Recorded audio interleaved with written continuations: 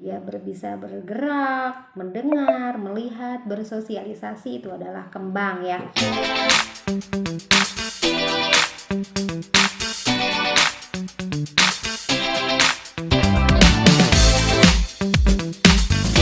Assalamualaikum warahmatullahi wabarakatuh. Masih melanjutkan video yang tadi tentang kembang. Tumbuh adalah pertumbuhan berat badan, tinggi badan, lingkar kepala. Kalau kembang adalah perkembangannya, fungsinya. Dia bisa bergerak, mendengar, melihat, bersosialisasi, itu adalah kembang ya. Tumbuh dan kembang itu sesuatu punya arti yang berbeda, tapi satu kesatuan. Kalau dia tumbuh berarti harus berkembang. Baik, di video kali ini juga akan ngebahas tentang kembang di usia 6 tahun, karena kemarin 5 tahun ya.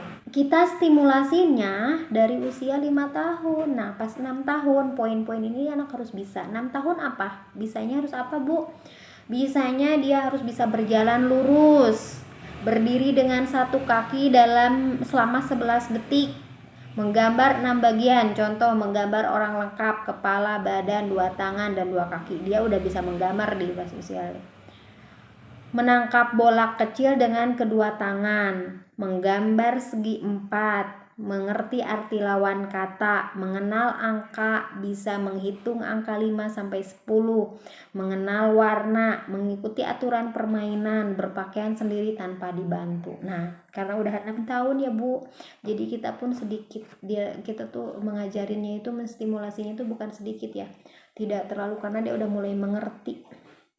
Apa yang kita jelasin. Stimulasinya seperti apa yang dilakukan orang tua. Ajarin anak bermain sepeda. Biarkan dia bermain sepeda. Kita hanya perlu melihatnya, memperhatikannya. Mau jatuh ataupun itu tidak masalah. Maksudnya tidak masalah, jangan sampai jatuh sih ya. Maksudnya itu tidak masalah, kita harus memperhatikannya, melihatnya, mendampinginya. Bantu anak mengerti urutan kegiatan, contoh mencuci tangan. Nah, mencuci tangan kan ada 7 langkah mencuci tangan. Nah, kita kasih tahu nih urutannya harus sesuai, atau kita ajarin dia berwudu. Urutan berwudu kiri kanannya itu kita perhatikan benar gak. Nah, diajarin dari usia 5 tahun. Dari usia 5 tahun tuh kita stimulasi itu, mencuci tangan, berwudu gitu kan, urutan-urutannya. Jadi diajarin untuk mengenal urutan itu, yaitu dengan contoh kecilnya ajarin berwudu. Minta anak menceritakan apa yang dia lakukan ya. Dia selalu bercerita. Jadi biar anak itu sama kita itu sebagai ibu tuh percaya, ini ibu saya loh. Apapun ceritanya dia sampaikan gitu kan. Ajarin anak untuk bercerita. Bukan ajarin ya, minta di anak untuk menceritakan. Hari ini Dek, gimana nih kamu hari ini ke PAUD nih, ke PAUD belajar apa ya? Coba ibu pengen lihat nih, ke PAUD nih belajar apa gitu kan. Ajari anak melempar dan menangkap bola dengan 2 tangan ya. Ajarin dia melempar bola sama menangkapnya seperti apa. Jadi jangan sampai dia ketika ada bola ke depan matanya dia belum bisa nangkap nih, gitu. Dia belum bisa menghindar, dia pasti itu. Jadi karena emang kita ajari anak mengenal warna, huruf, angka, dan benda-benda yang ada di sekitar ya. Ajarin dia mengenalkan huruf, angka gitu kan. Ajarin dia belajar angka 1, angka 2 sampai 10 sampai dia bisa. Ajarin warna-warna ini, campuran warna ini tuh akan jadi apa gitu kan. Nah, itu dari usia 5 tahun kita ajarin itu. Nanti pas usia 6 tahun kita ada poinnya yang harus kita checklist. Anak udah bisa nggak yang saya sebutin tadi poinnya nih. Poinnya yang ini ya. Ajak anak untuk membantu dalam melakukan pekerjaan rumah seperti menyiapkan bahan makanan ya. Ajarin dia, harus kenalkan dapur ke anak. Ini loh Dek, tempe, coba kamu belajar motong tempe gitu loh. Ini loh tahu, belajar motong tahu ya gitu.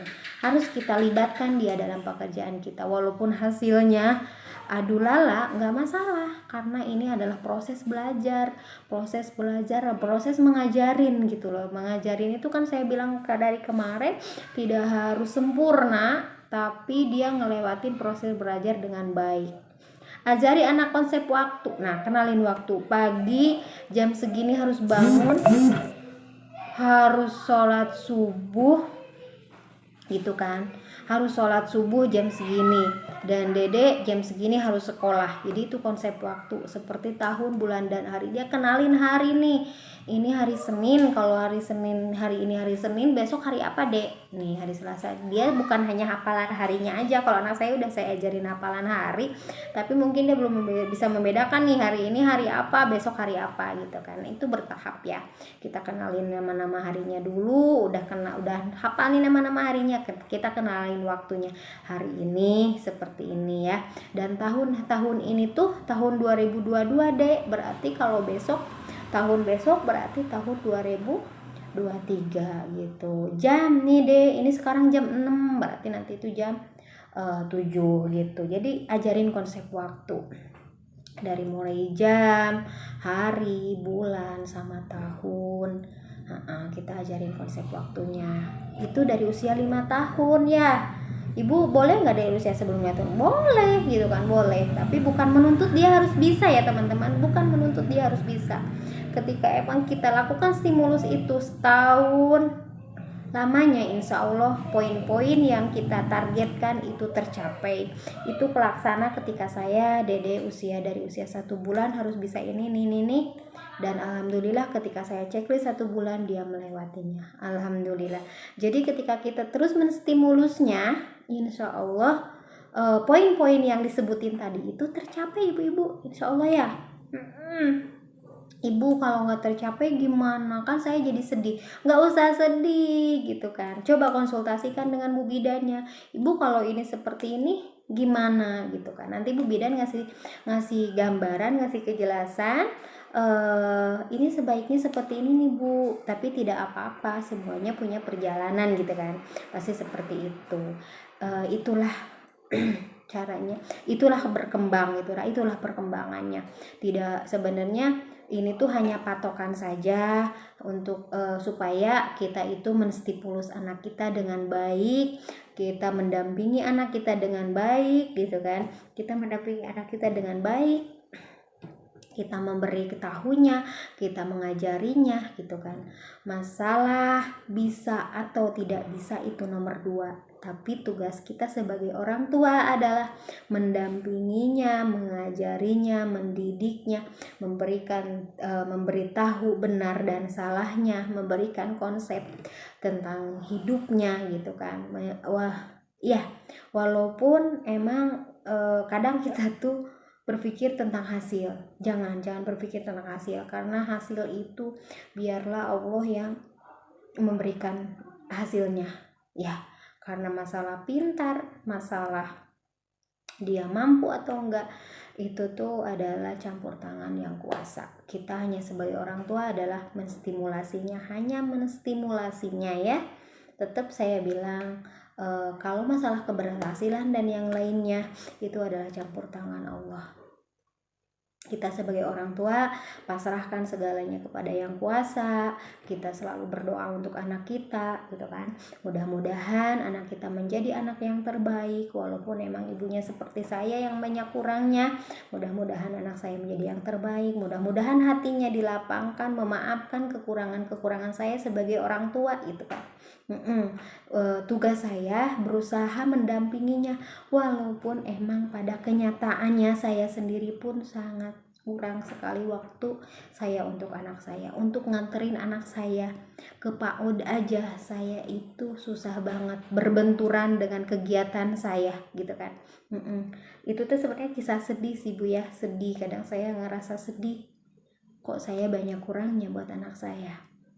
Karena saya itu sekarang saya udah punya anak, saya harus mendidik anak saya, dan saya pun masih juga belajar juga, saya masih kuliah juga, saya masih harus kuliah juga, saya masih harus menyelesaikan skripsi, saya harus menjadi orang tua, saya harus menjadi istri, saya harus menjadi